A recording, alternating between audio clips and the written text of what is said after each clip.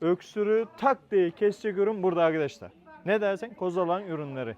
Faydasını görmezsen paran geri iade. Vay vay. Jingle bang, jingle bang, jingle jingle. Al. Hadi garallam. Kaliteden şaşma, başın iş açma arkadaşlar. Ben size kozalak özü, kozalak macunu, kozalak şurubu var bizde. Bu Covid zamanında çok felaket yetiştiremedik biz bu kozalak ürünlerine. Biliyorsunuz sizde ciğerler için çok faydalı. Günde bire çay kaşığı, maksimum tatlı kaşığı yemeniz yeterli. Kozalağın şöyle özü var arkadaşlar. Böyle şurubu var, bir de macunu var. Öksürüğü olan arkadaşına, ciğerlerde sorun olan arkadaşını gönderme unutma arkadaşlar. Kaydet lazım olur.